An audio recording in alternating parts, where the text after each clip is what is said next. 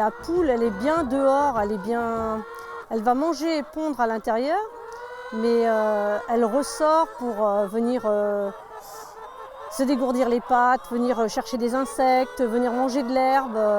Là, quand je les vois sortir le matin en courant, je me dis qu'elles sont heureuses, qu'elles sont bien dehors, qu'elles ont ce qu'il faut. Les vertus donc des poules qui ont accès au plein air, donc à un parc, ça leur permet d'exprimer leur comportement naturel, c'est-à-dire d'aller creuser des trous pour chercher de l'alimentation, pour aussi effectuer des bains de poussière.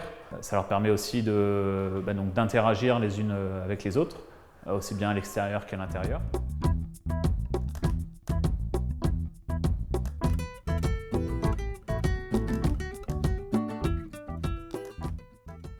Nous, on est éleveurs et cultivateurs, donc l'alimentation des poules est produite en partie sur exploitation par des céréales comme le maïs, du triticale, du blé, du chanvre, de la févrole. Il y a cette complémentarité très importante entre d'une part l'élevage et d'autre part les cultures servant pour l'alimentation des poules et les poules, par leur déjection animale, servent pour la fertilisation des cultures, le tout sur la même exploitation. Donc, ce qui donne la cohérence entre éleveurs et cultivateurs. Au niveau du travail des champs sur le tracteur, on fait beaucoup le canadien par nous-mêmes. La herséterie, le binage, tous ces travaux qui sont un peu plus techniques.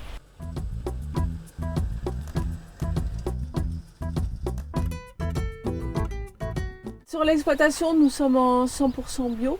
Pour éviter justement la mixité des cultures conventionnelles bio, éviter les mélanges. Au niveau des poules, l'alimentation c'est pareil. Avec le groupe, on a fait un choix de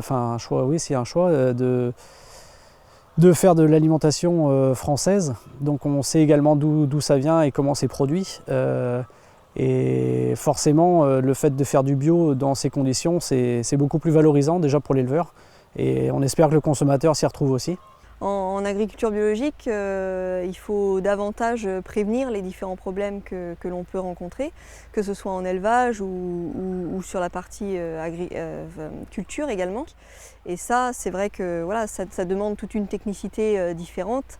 Ça nous demande de faire appel aux bases de l'agronomie, c'est-à-dire que quand on ne peut pas utiliser de produits phytosanitaires pour contrer tel ou tel adventice, il faut faire autrement, soit en couvrant davantage le sol, soit en semant plus dense, soit en utilisant des périodes de production différentes dans l'année. Enfin, c'est une question de rotation, une question d'association d'espèces qui peut être important. Et finalement, c'est beaucoup plus riche et plus complexe, mais aussi plus intéressant.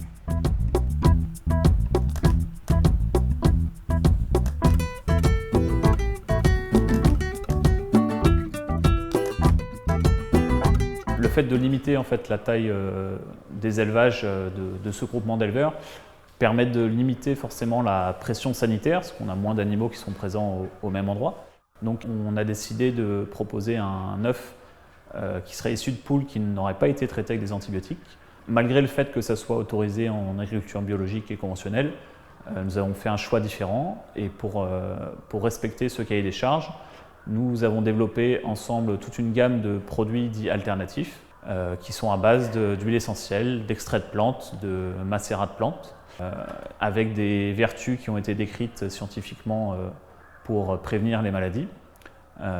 Ce qui nous permet aujourd'hui de proposer un œuf issu de poules qui n'ont pas été traités aux antibiotiques.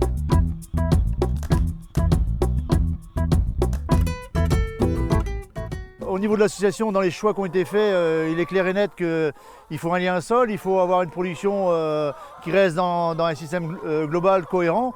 On veut répondre à la demande du consommateur, mais il ne faut pas le faire n'importe comment. Aujourd'hui, rester à des tailles humaines, faire des choses qui sont cohérentes, permettra d'avoir aussi au niveau du territoire des choses qui sont en harmonie avec nos choix. Parce que faire des grosses structures, faire des choses qui sont des grands bâtiments et tout ça, malheureusement, c'est plus d'installation de jeunes. Nos enfants, nous on en a quand même 2 d'installation d'exploitation, c'est hyper important. Ça permet d'avoir au niveau du territoire tout ce qui va avec la vie locale, les écoles, les commerces, et puis avoir quelque chose qui soit cohérent, quoi. Et puis c'est toujours la recherche d'équilibre de vie entre la famille, le travail et le gain. Gagner notre vie tout en ayant une vie simple. D'être bio, c'est aussi